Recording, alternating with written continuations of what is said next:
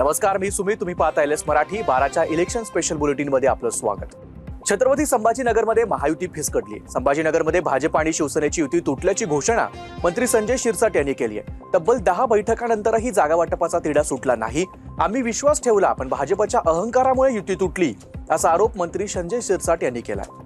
छत्रपती संभाजीनगर प्रमाणे पुण्यातही भाजप शिवसेनेची युती तुटली आहे. शिवसेनेचे पुणे शहराध्यक्ष नाना भानगिरे आणि माजी आमदार रवींद्र धंगेकर यांनी युती तुटल्याचं जाहीर केलंय. पुणे शहरात शिवसेना 165 जागा लढवणार आहे. अजित पवारांची राष्ट्रवादी आणि शरद पवारांची राष्ट्रवादी पुणे महानगरपालिकेमध्ये एकत्र निवडणूक लढवणार आहे. अजित पवारांच्या राष्ट्रवादीकडून रुपाली पाटलांना 2 प्रभागातून उमेदवारी देण्यात आली आहे. कसब्यातून प्रभाग क्रमांक अ मधल्या शनिवार पेठ, मंडई आणि प्रभाग क्रमांक 26 ब मधून गुरुवार पेठ, घोरपडी पेठ आणि समताभूमी या 2 प्रभागातून त्यांना 2 एबी फॉर्म देण्यात आलेत. राष्ट्रवादी अजित पवार गटाकडून जयश्री मारणे यांना एबी फॉर्म देण्यात आलाय. जयश्री मारणे या कुख्यात गुंड गजा मारणे यांच्या पत्नी आहेत. जयश्री मारणे राष्ट्रवादी अजित पवार गटाकडून प्रभाग क्रमांक 10 मधून उमेदवारी अर्ज भरणार आहे. भाजप आणि शिंदे सेनेच्या महायुतीच्या जागा वाटपाचा फॉर्म्युला सोमवारी रात्री ठरला.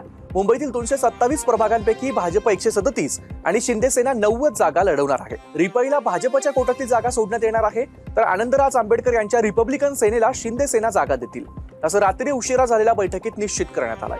मुंबई महापालिकेच्या निवडणुकीसाठी भाजपकडून पहिली 86 नावांची यादी जाहीर करण्यात आली. भाजपच्या पहिल्या यादीत तेजस्वी घोसाळकर, गणेश खणकर, मनीषा यादव, मिलिंद शिंदे, नवनाथ बन, आकाश पुरोहित यांच्यासह अनेक नावांचा समावेश आहे. काँग्रेसमधून भाजपमध्ये आलेल्या रवी राजा यांना देखील उमेदवारी देण्यात आली आहे. धारावीतील वॉर्ड क्रमांक 185 मधून राजा निवडणूक लढवणार आहेत.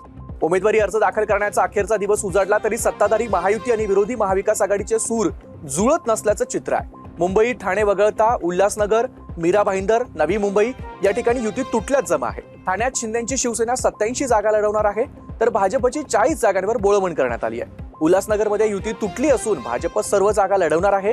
नवी मुंबईत भाजपला युती नको असल्यानं मीरा भाईंदरमध्येही भाजपनं शिंदे सेनेचा हात झिडकारलाय. जळगाव महापालिका निवडणुकीत सत्ताधारी महायुतीतील जागा वाटपाचा तिढा अजूनही सुटलेला नाही. भाजप 50 जागांवर ठाम असून शिंदेची शिवसेना 25 जागांपेक्षा कमी जागा स्वीकारण्यास तयार नसल्यानं दोन्ही पक्षातील मतभेद उघड झालेत. या वादात अजित पवारांच्या राष्ट्रवादीसाठी जागा कुठून सोडायच्या हा प्रश्न महायुतीसाठी डोकेदुखी ठरतोय. शेवटच्या क्षणी तोडगा निघतो की फूट पडते याकडे सर्वांचंच लक्ष लागलंय. नागपूर महापालिका निवडणुकीच्या पार्श्वभूमीवर महाविकास आघाडी धोक्यात असल्याचं स्पष्ट दिसतंय. काँग्रेसचे आमदार नितीन राऊत उत्तर नागपूर परिसरामध्ये ठाकरेंची शिवसेना आणि शरद पवारांच्या राष्ट्रवादीसाठी जागा सोडायला तयार नाही. त्यामुळे थोड्याच वेळात काँग्रेसच्या निरीक्षकांसोबत राष्ट्रवादी आणि शिवसेनेची बैठक होणार आहे. नितीन राऊत या मतदारसंघाचे आमदार असल्याने त्यांनी जागा सोडण्यास नकार दिल्याचं सांगितलं जात आहे. सांगली महापालिका निवडणुकीच्या पार्श्वभूमीवर अजित पवारांच्या राष्ट्रवादीमध्ये इन्कमिंग सुरूच आहे.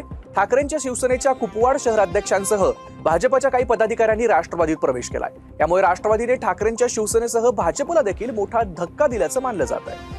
लातूरमध्ये अर्ज दाखल करण्याच्या प्रक्रियेला वेग आलाय. सोमवारी एकाच दिवशी 156 जणांनी उमेदवारी अर्ज दाखल केलेत. आतापर्यंत एकूण 224 उमेदवारी अर्ज दाखल झालेत.